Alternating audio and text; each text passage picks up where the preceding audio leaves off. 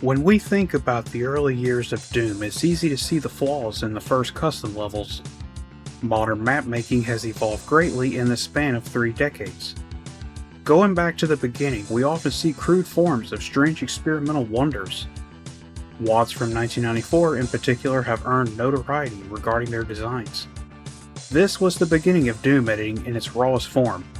As the old saying goes, Rome wasn't built in a day. The foundations had to begin somewhere. Today we are looking at a WAD from 1994 that hits all the checkboxes of weirdness from the 90s. Cringe, created by Klem, and released sometime in September of 1994. It was originally called MK Doom, and then was updated in 1995. I could not find the precise date of the WAD's release. It is broken off into 3 files that you have to combine together to play. That name might sound familiar to you.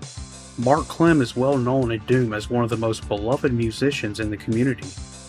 His MIDI tracks were the backbone of several notable WADs from the 90s. This includes Memento Mori 1 and 2, Requiem, All Hell is Breaking Loose, Gothic DM, and Strain. You may have heard his music, but have you seen his levels? The title screen alone gives you a hint of what you're in for. Cringe is written in Microsoft Paint. This is a WAD that don't take itself seriously in the slightest. The title sums up the reaction the levels will give you. I truly believe Mark's intention was to make people laugh at all this.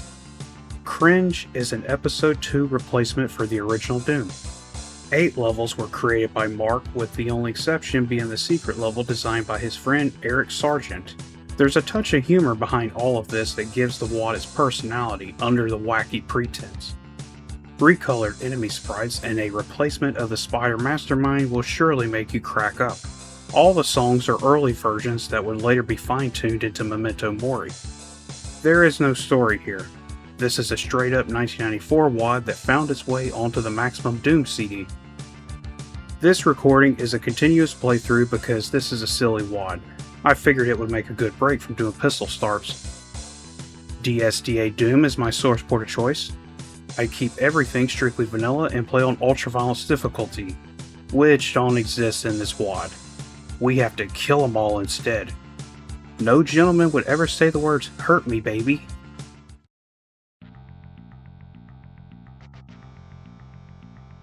Three doors to choose from and a hint of the new graphics.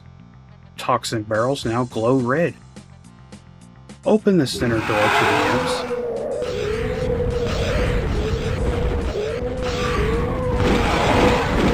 They have new animations with blood and new sounds. Behind them is a row of several shotgun shell boxes. The gun itself activates a crusher trap. This door opens to linear hallways with zombie men and sergeants.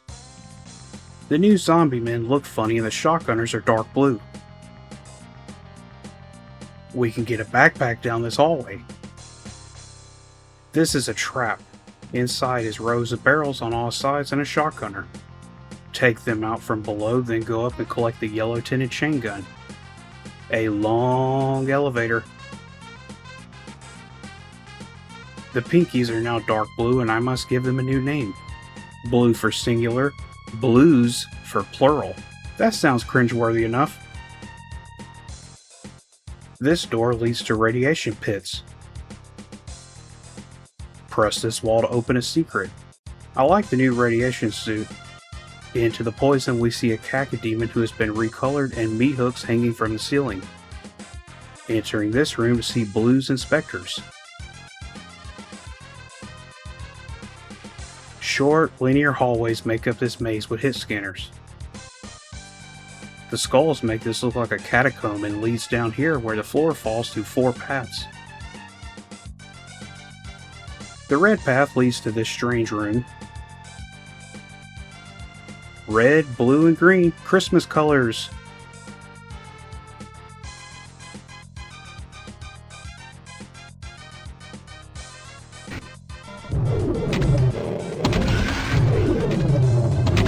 The cacodemons are now gold and have a purple eye. Their fireball is neon blue.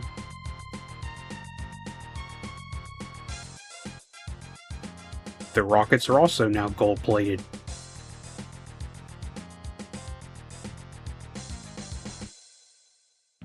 Close to the exit now.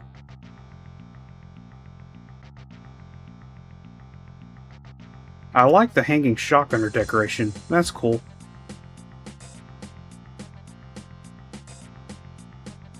The teleporter is now purple. Hell.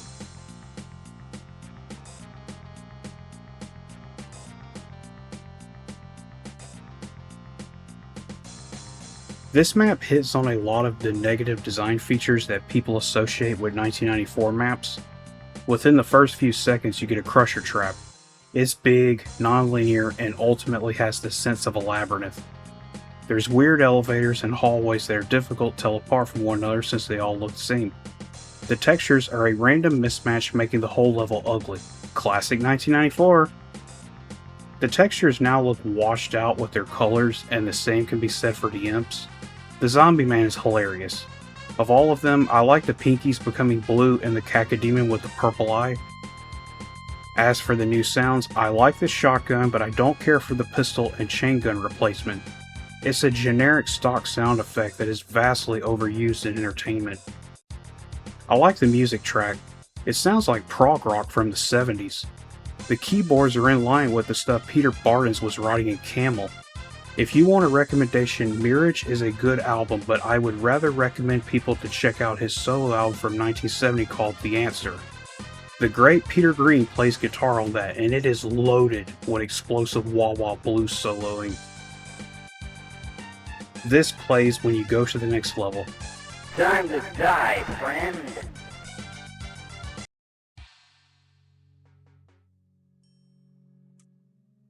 A cool spiraling structure and a bunch of zombie men for the introduction. In here is a big area with blood below. A hint of ledge walking for fans of the chasm. The ledge maze isn't so bad. You could press a switch to lower it to the floor. The blues kept getting stuck in my playthroughs.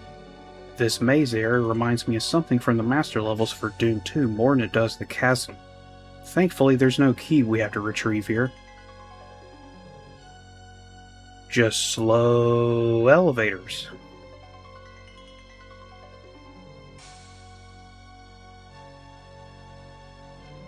Double-bladed chainsaw. The blood isn't damaging, thankfully. You can run around here, but ultimately you want to climb these tiny stairs and open this monster closet of blues. Back to the beginning, let's see what this cool spiraling architecture is.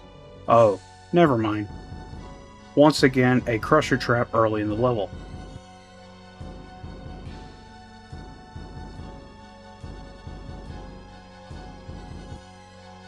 Long elevator.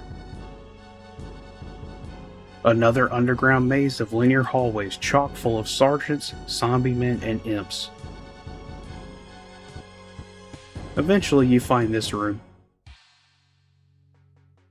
That was pretty cool. This looks like a sewer tunnel similar to the one in Habitat from TNT.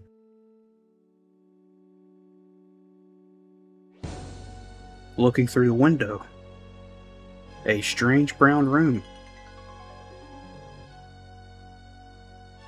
The candles are a hint of a secret. On only map 2 we get the BFG. But why? We're about to find out. The pipes in the ceiling have scrolling textures and it makes them look like some kind of drills. Before we can continue, we have to go back and do some switch hunting. This switch opens up something in the brown room. Go back and now there is a cacodemon inspector below.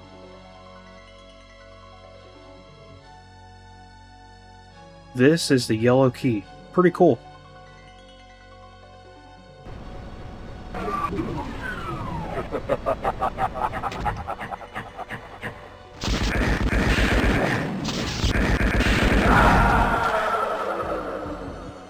What you just saw was the Spider Mastermind replacement.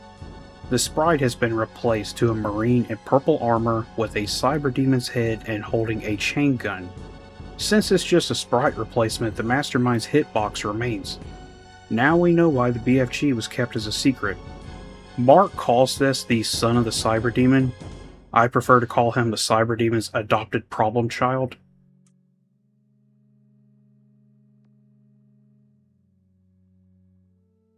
We love Fire Blue, don't we? I think so. Oops.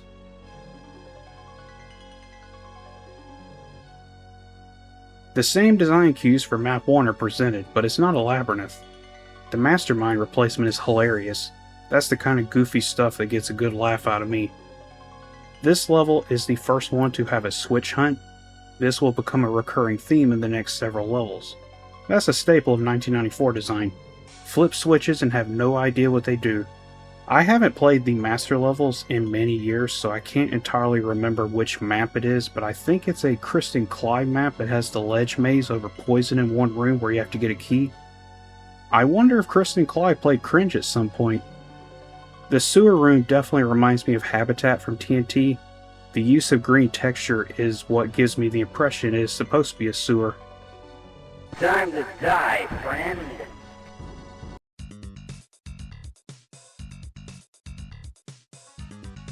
A map that is literally named Cancer. I'm sorry, but I'm not edgy and can't make a joke about that. Other people can, but not me. This level is another big maze that looks similar to Habitat from TNT. That's back-to-back maps making comparisons to one of the ugliest levels in all of retail Doom. More tight spaces with fights and narrow ledges. Lost souls are now burning blue.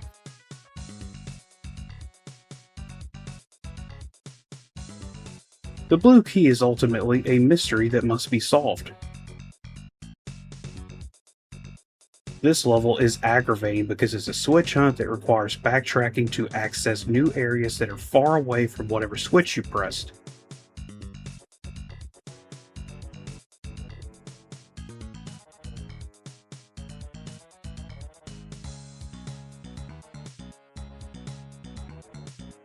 That's how you get the blue key, and yes, it's a required secret. This room might make you dizzy. I wonder if that was the intention.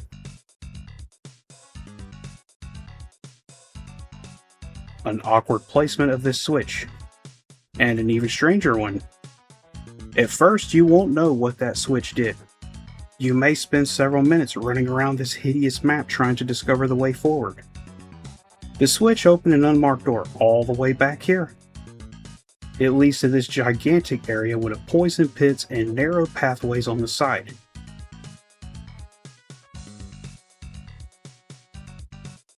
And then down long linear hallways. This is the new Baron. He's wearing cool sunglasses, has blue pants, and fires an orange wave to give you the Saturday Night Fever. Down in the lava, we can disco dance with him.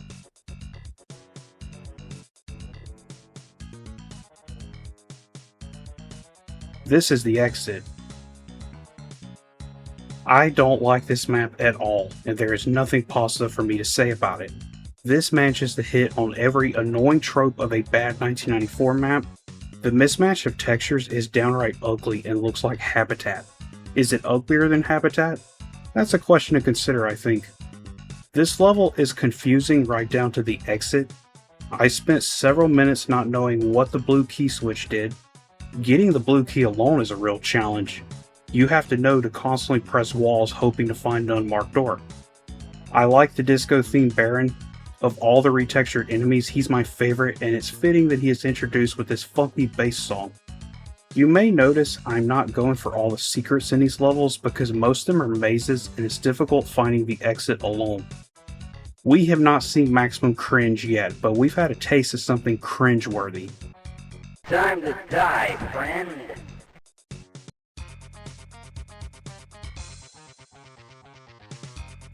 Another level title I refuse to make edgy jokes about. This is a finely designed room despite poor choice of textures. It opens to a larger gray room. Down more corridors and open this door to the golden cacodemon.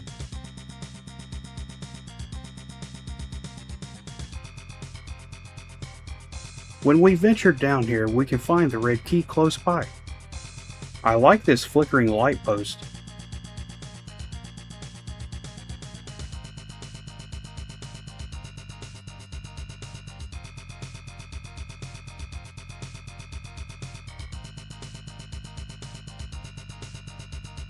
The red key door opens to a ledge maze. Down below is toxic water that will chip away your health in seconds. Across from us is a broken path with BFG, impossible to reach. Following the ledges, you fight your way through enemies. This staircase leads to a switch and a surprise outside.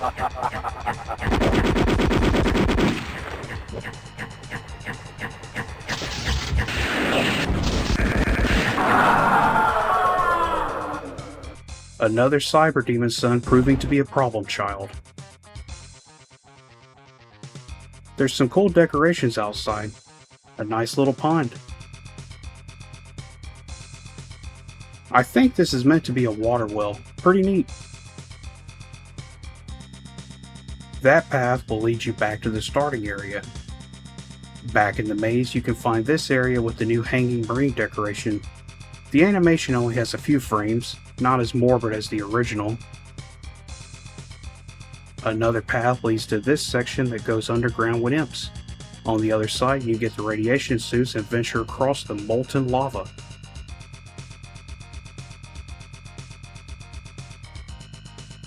Going around there will lead you to this room, and you're rewarded with an invisibility and a soul sphere. Following the main path, we meet a disco baron. Put on your red shoes and dance the blues.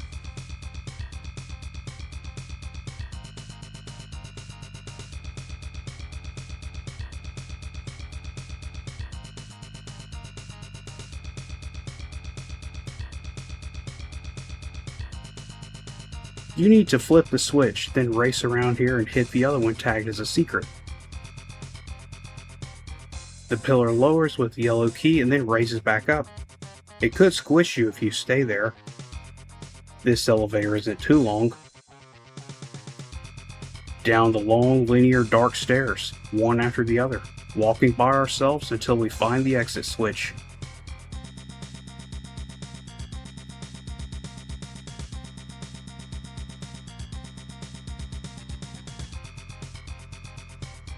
This level has good lighting. I like the maze with small ledges and the underground area. Mark Klem loves his mastermind replacement. It's in a good spot here to take you by surprise. This is a map that I think you could polish up like the 1994 tune-up project did, and it wouldn't be so bad. It has some good stuff. Time to die, friend.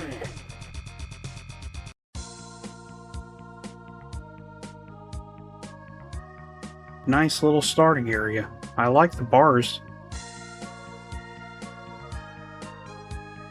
An inescapable pit within the first room. How amusing. I like these red bars.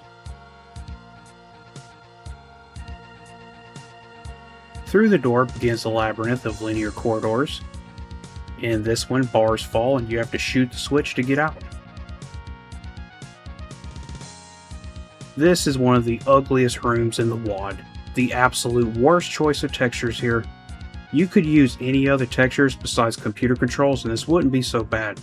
Even the tech-based walls with installation wiring would be a better choice than this. Back in the starting room, flip the switch from the other side. Stepping close to the ledge raises a thin walkway unless you fall off like I did. Death number 2 in this room. The switch opened a new area on the opposite side. Nice flickering light. I like the parallel stairs too. This is really cool. It looks like the door is buried under a layer within the wall. 2 strange tubes to go down. A staircase. Hello, Blue. These look like little jail cells. Another maze. This one is at least shorter. That flickering light style from E1M5. Down here are some goodies and more switches. Retracing our steps, we can take the other tube now that we've flipped enough switches to open the way forward there.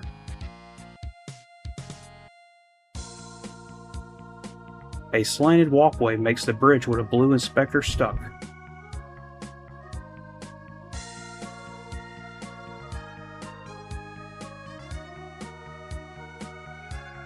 If you want to take the secret exit, you fall down here and make sure you enter the teleporter from this side. This level feels like one big maze. Everything is compact, there's little space to move around. I like some of the architecture.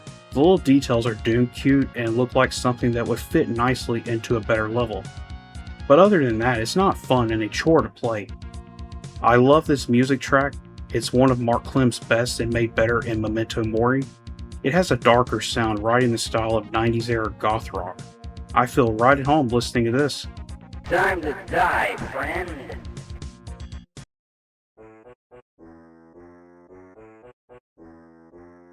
Into the secret level, Mark Klem takes a break for his friend Eric Sargent to step up to the plate. We already know what to expect after 5 levels from Mark. If you were expecting a different design style from his buddy, your assumption would be incorrect.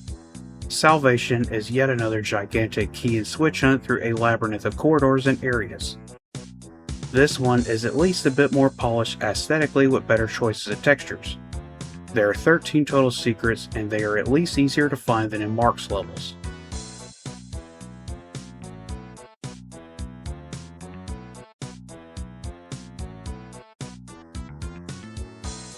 This is a door, a required secret to getting the red key. Both portals just take you to the top towers with goodies. Behind the red key door is a maze of corridors under flickering lights.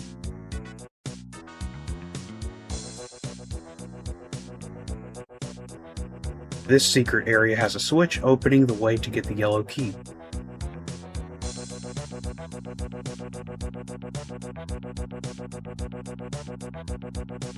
I let the invulnerability wear off just to have a dance with Mr. Baron.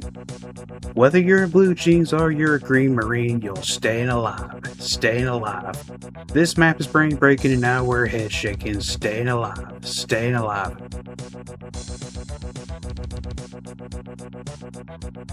The teleporters are a puzzle. Both teleporters in here take you back.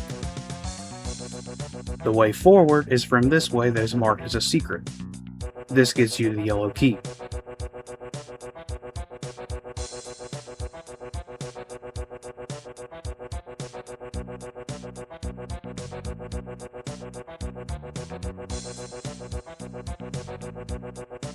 The yellow key door opens to this enormous square room with just a handful of enemies. Walking to the rocket launcher will lower a wall with a whole horde of monsters to be blasted.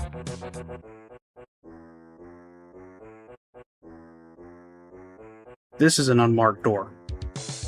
Go down the stairs dealing with a handful of lost souls at a time.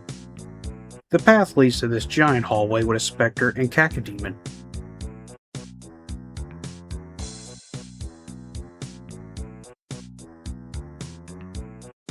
That switch will open a wall on the other side in the square room. Go back and now we have to repeat the process. Some nice lighting around this switch. Now it's backtracking time.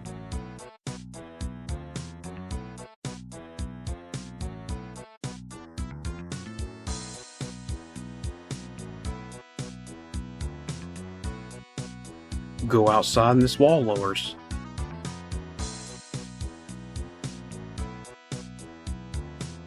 Now we have the blue key and some more secrets.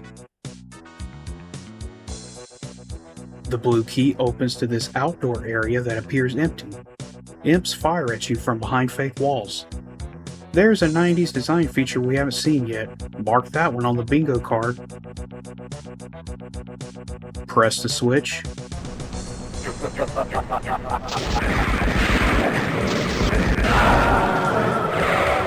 Another cyber problem child. The end of this map has a teleporter puzzle. And now we know what the purpose of that L-shaped rock was. The correct one is here.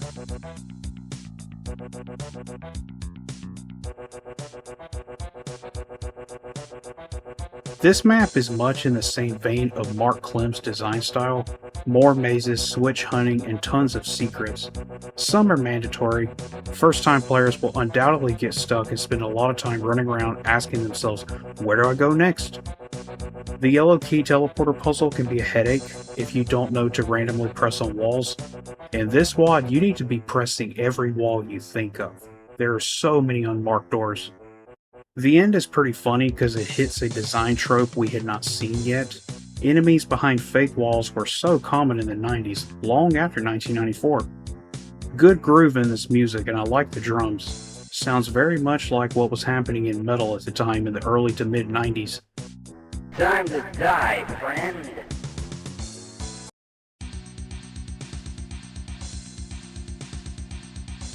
Back into the strange labyrinths, into the depths of Mark Klem's imagination. Nice lights in this hallway. Into this hall lowers 3 rooms with monster closets. This room has a damaging floor. Up the elevator of the cramped room. Picking up the mega armor activates a crusher trap.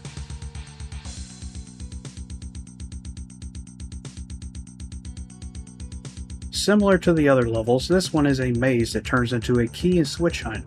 You'll constantly be backtracking and scratching your head wondering what a switch did after pressing it.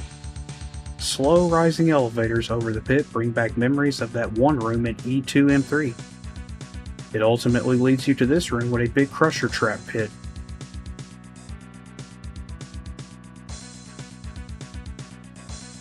To the other side, your treasure is the blue key. I like the scrolling texture decoration here. Were you curious why the tiles were colored in the crusher pit? On the other side, barons have awakened and they're ready to go dancing. The pit is essentially a disco floor. You can stand on the safe tile and wait for him to come down and eventually get crushed, a reminder that disco is dead.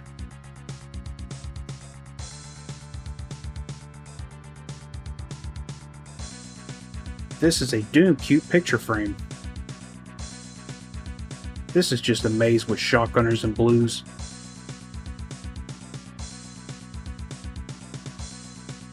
I like these decorations. Into this room has an exit door puzzle. The far left has the yellow key. The center left does nothing. The center right has a monster closet. And the far right door is a crusher trap. Backtracking here has new enemies. Hello, Mr. Baron. I wonder if you own a copy of Miss You by the Rolling Stones. Disco was truly mainstream by the time the Stones released that. At least you can dance like Mick Jagger.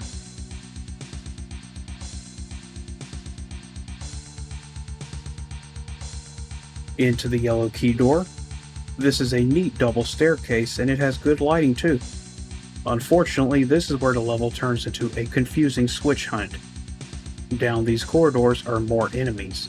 In this one, you can go in the poison and get the chainsaw. Or you could do better than me and pick up the radiation suit first around the corner. That blinking portal is going to take us to a teleporter maze. I like the decoration that looks like a blocky Doom cute hourglass. This is so confusing and I spent half an hour stuck here trying to figure out what to do. You eventually come to this marble room with enemies behind each wall and another teleporter in the center.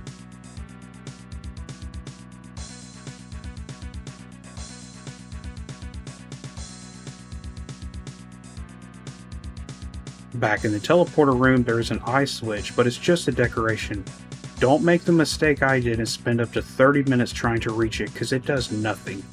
The MIDI track gets in your head at this point. You can feel the tension as you keep repeating the same mistakes.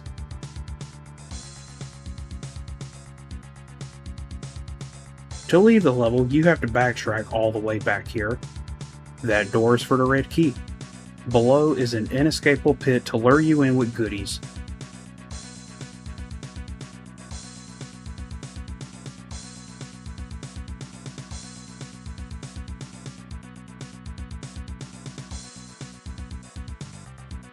And that's the end.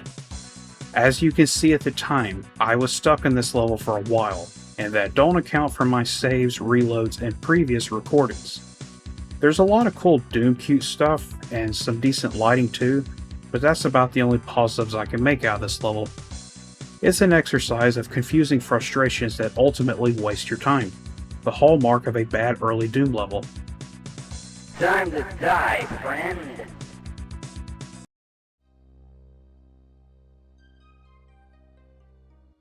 Before we begin, I have to warn people who have epilepsy.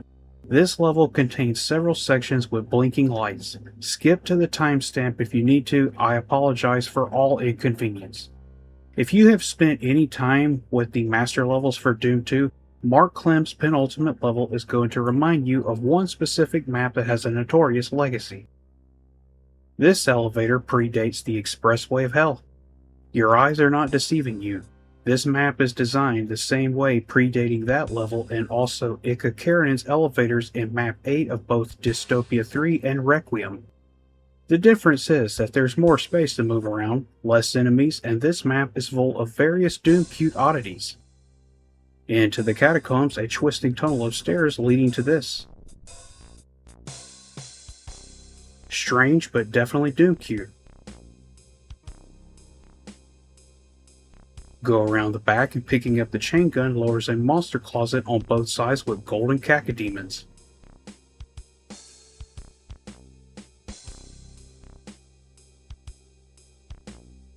Similar to the other levels, this one is also a switch and key hunt, and you'll spend a lot of time stuck, not sure where to go, and backtracking all over the confusing layout.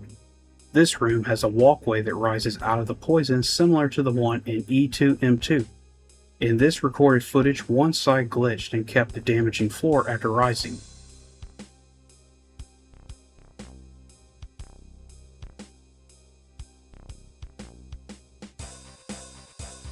That invulnerability sphere is only useful for going through the hallways with the blinking lights.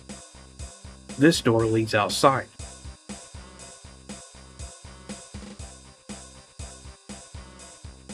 Around the back is another Cyber Demon problem child.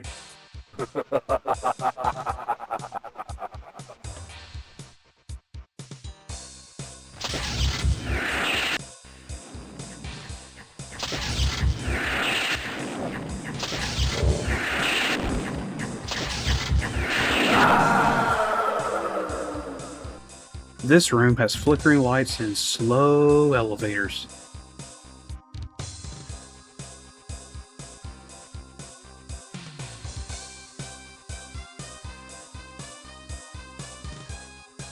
The blue key is required for the exit. Long, slow elevator. Strange, raw design Doom cute stuff. On the map, it looks like the shape of an Egyptian sphinx. That's my guess based on the map and its eyes. This room with the Soul Sphere has impressive lighting. Outside the windows are Doom cute designs with trees near a lake.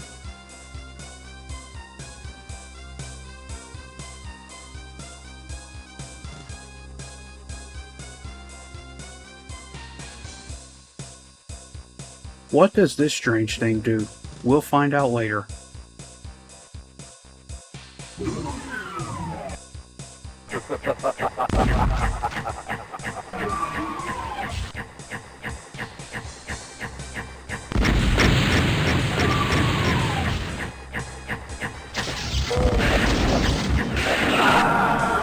Goodbye, Junior. Across the narrow bridge is just hallways full of imps, sergeants, and zombie men. Not a problem. Falling down the pit to collect the loot will trap you in an inescapable pit. In order to get it, go back to this room, and this object is a teleporter.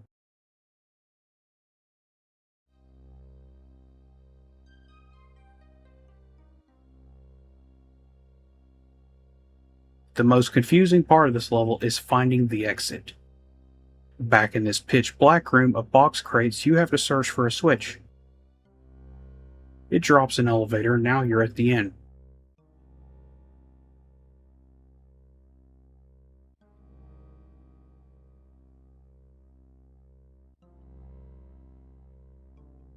This level has achieved maximum cringe. I don't mind the elevator design. In fact, I was very surprised to learn that it was done before the Expressway of Hell. This WAD hits on certain aspects that made their way into the Doom 2 master levels. That's pretty funny to think about. The Doom cute stuff is cool, and I like both placements of the Problem Child fights. The music is back in the territory of 70s prog rock.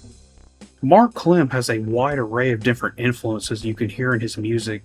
When I reviewed All Hell is Breaking Loose, I noted some of the songs that had a blues influence. In these tracks, I hear prog and psychedelic rock. Again, the keyboards make me think of Peter Barden's and also Richard Wright of Pink Floyd. I like how this song builds up slowly. He takes his time with the drums and keyboards. That's a staple of old Floyd songs like Shine On You Crazy Diamond and Time. By far, this level was the most frustrating, and after I beat it, I didn't want to touch it again. The good thing is the pain is almost over. One more map to go. Time to die, friend.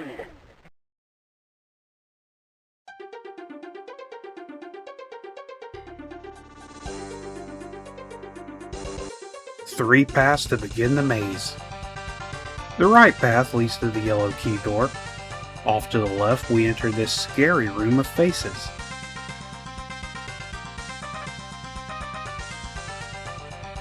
Along the way, the lights will briefly come on, dimly lit, and then go back off.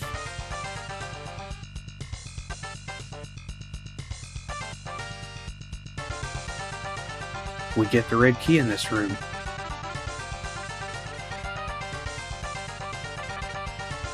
And in here, we can collect the yellow key.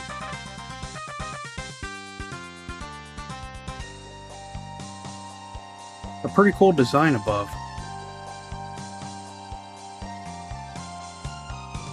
Into this room has blinking blue walls. For those with epilepsy, please skip to the timestamp.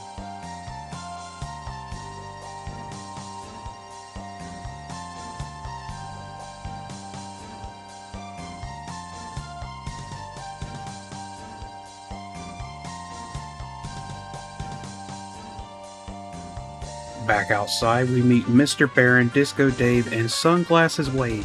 The last dance for Blue Pants.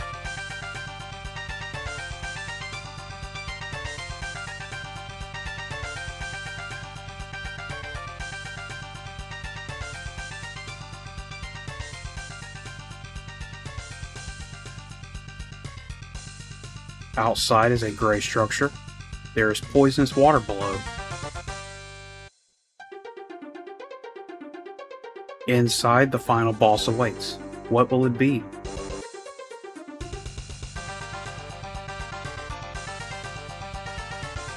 A cyber demon behind fake walls. The most appropriate way to end this one.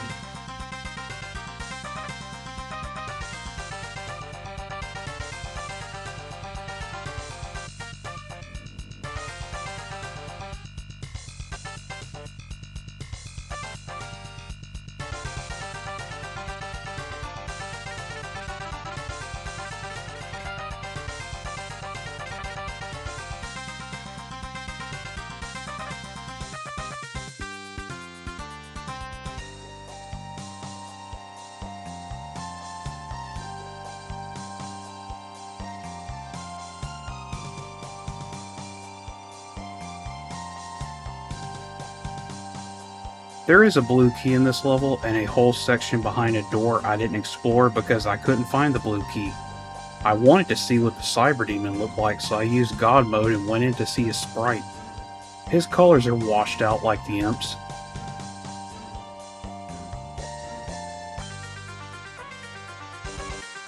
I like the dark room with the scrolling face textures.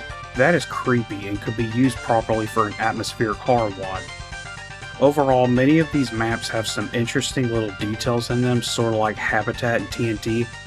The one positive thing I can say about Habitat are the little details and decorations. There are many bad Doom maps that still have artistic designs in them. I think that has to be taken into consideration when speaking of criticisms. There's an old saying that no one sets out to intentionally make a bad game. I think the same can be said for Doom maps. A lot of early era creators in 1994 were experimenting, and there's this sense of saying, oh wow, I can make this in Doom. and I think that is important to remember when playing something bad like this. I will highlight level 7 for the elevator design. It's funny to think about if Mark Klem was the first person to do this in a level. This WAD is older than the master levels. The best part of this WAD, of course, is the music. All of these songs went on to be improved in Memento Mori, so they are early versions of classic Mark Klem tracks. In a post from 2009 on the Doomworld forums, Mark Klem informed the community that his old friend Eric Sargent passed away from heart problems. In his honor, may he rest in peace. To Mark Klem, if by any chance you watch this video, thank you for giving me a good laugh with this WAD. I love your music. I have been listening to your MIDI tracks in Doom for a long time, going back to when I was a teenager. Thank you for watching.